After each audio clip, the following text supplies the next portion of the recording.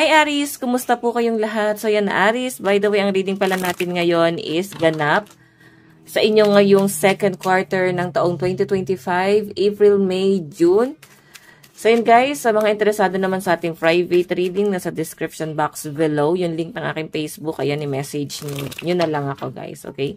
So by the way guys, take what resonate and leave what doesn't. Kaya mas maganda pa rin na alam nyo ang inyong Sun, Moon, Rising, and Venus sign kasi baka mas makarelate ka sa iba mo pang zodiac sign. So, doon muna tayo guys sa April. Ganap sa inyo ngayong April para po kay Aries. Ayan, happy birthday pala sa inyo guys. Ayan, sa mga Aries, no? Aries season na. Let's be crazy. Ayan, yung ganap sa inyo ngayong April. Sa May naman, okay, meron tayong turn your tongue 7 times in your mouth before speaking. Okay. So, sa June 2025, meron tayong just be present, moment counts. Oh, ang ganda nito. Okay, so tingnan natin.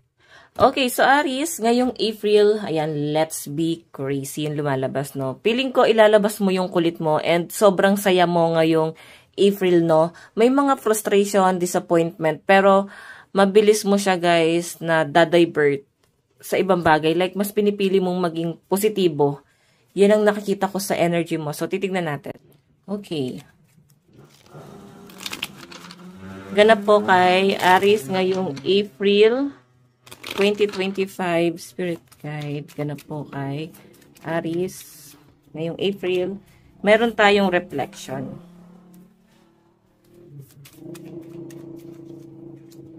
Meron tayong abundance. Ay, balik-balik yung card ko, no? Fear of abundance. And wish fulfilled. So, ito, Aries. Ang nakikita ko kasi rito, guys, itong itabi muna natin to. Let's be crazy.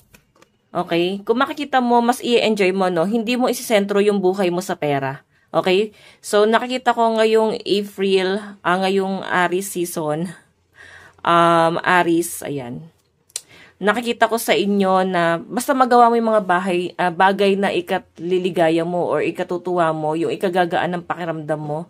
So, okay lang sa inyo, no? May pagsasave ka ng pera, pero siguro merong malaking event or celebration na magaganap ngayong birthday mo, no?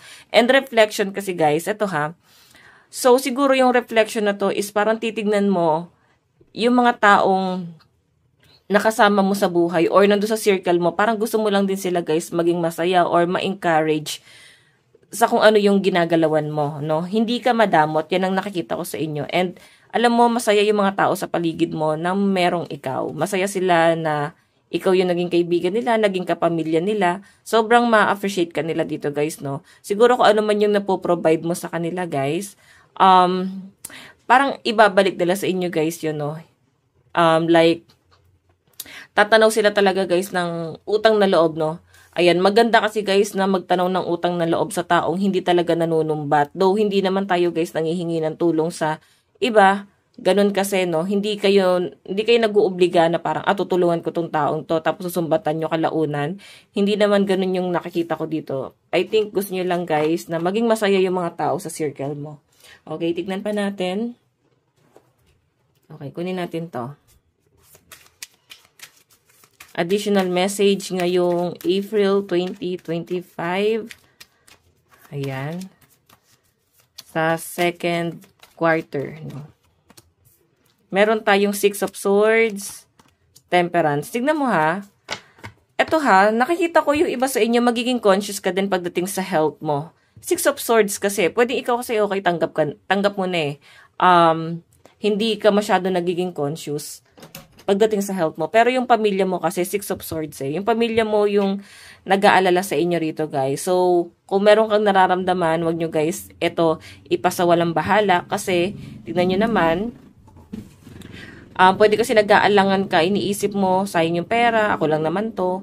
Pero guys, kahit ganun, mahalin nyo naman yung sarili nyo. Aries, okay? So, ayan. 8 of Cups, pagdating naman sa relationship mo ngayong first quarter ang nakikita ko sa mga Aries dito. First quarter, second quarter, yung naguguluhan ako, no? Ngayong second quarter, Aries, posibleng mas mamahalin ka ng person mo eh. And gusto niya guys ibigay yung ikaliligaya ng puso mo, ikasisiya mo. Okay, mararamdaman mo naman yan. Okay, doon naman tayo guys, ngayong May 2025 sa second quarter mo. Okay, sa May, meron tayong self-confidence. Okay, wounded heart. Tignan mo, oh, wala ka nang pakialam sa mga taong nakapanakit sa inyo eh. Okay, sobra ka nang nasaktan nila. So, hindi ka na guys para masaktan pa ulit. Namanhid ka na, no? Confident ka eh. Parang, bakit ako magpapakumbaba, sinaktan nyo ako? Kayo nga yung unang nanakit sa akin eh. Ikaw yung tipo ng tao na hindi ka gumagawa ng mali para sa kanila. Pero tignan mo ha, Aries, may ambition kasi rito. So, may mga taong hihila sa inyo pababa. Ngayong May, no? Hihilahin kayo pababa kasi nakikita nilang nandun ka na sa rurok ng tagumpay. Nakikita nila guys na ang taas-taas mo na. Okay? Kaya nga nasasaktan ka rin dito, parang naawa ka rin sa mga taong yun sa halip na magalit, no? And itong self-confidence na to, parang hindi ka lang magpapakumbaba kasi alam mo yung totoo. Okay? Yun nga lang guys, mataas ang ambisyon nila Aries. Kahit nasasaktan ka rito, mararamdaman mo na mas naawa ka sa kanila. Ganun yung senaryo na nakikita ko sa inyo. So, ngayong May, sobrang confident ka at posible na makuha mo yung inaasam mo, no? Makuha mo yung desire mo and fed up. Yes, pagod na. Pagod ka na sa lahat. Ayan, no? Okay, ayaw mo rin guys na masyado kang pinaglalaanan ng pera or atensyon. Okay ka na eh. Okay ka na ikaw yung nagbibigay. Okay na ikaw yung naglalaan ng attention para sa kanila. Mas gusto mo yung nagbibigay. Okay? So, ayan. Aries, ito yung energy nyo ngayong May. Tignan naman natin ngayong... Okay, may kulang pa pala. Additional message. Additional message. Additional message. Kasi ito guys ano to eh, no? Confrontation. Meron ka nga ayusin ng mga gulo. Pero sabi ko nga guys, hindi ka magpapakababa rito. Wala silang maririnig na kahit na ano sa inyo. Kahit ikaw na yung nasasaktan. Kahit na sila na guys yung may sinasabing hindi maganda against you, no? So, nakikita ko dito guys, hindi ka na para magpa-apekto pa dito sa bagay na to. So, eto guys, feeling ko, babaliwalaan mo yung mga taong may sinasabi para sa inyo, no? Alam mo naman eh, aware ka kung sino itong mga naiinggit, nagagalit. Pero I think, hindi mo na mabibigyan ng attention. So, tignan natin guys, additional message. Ngayong May, Knight of Wands, Four of Swords, and Nine of Coins. So, ito guys, stability to. Posibleng makuha mo yung stability, yun nga lang guys, pagod ka. Okay, no? So, kung naggagastos ka ng pera, okay lang, kasi pera mo naman yun eh. Knight of Wands. So, kung naglalabas ka ng pera dito, okay lang. Kasi, pinaghirapan mo naman to. Pero may mga tao kasi guys nagpipigil. Or ikaw mismo, sabihin na natin na pera mo naman yan. Pero, i-consider mo rin yung ibang bagay. Kailangan nagsisave ka pa rin. Stable ka kasi, oh. Maganda yung pera mo ngayong May. Four of Swords. Ito guys, may nakikita akong issue about health. Siguro, maging conscious ka sa health mo. And siguro, pagbabawas din ng timbang. Kung sa tingin nyo guys, tumodoble na yung timbang. Ayan, mag-exercise. No? Lalo na sa mga nagkakaedad dito guys, kailangan healthy lifestyle na. So, ayan. Tignan pa natin guys, ngayong June 2025. Sa June 2025. Meron tayong reflection. Gratitude. Wow, ambition. Napakaganda nito, Aries. Hindi mo na kailangan mag-worry. Makukuha mo yung stability mo ngayong June 2025. Ayan, no? Gratitude, guys. So, magiging blessed ka talaga at ipagpapasalamat mo ng sobra-sobra kay Lord. No? So, sa lahat ng aspeto, ayan, blessing, blessed ka sa pamilya, blessed ka sa person mo, blessed ka sa love life mo, stable.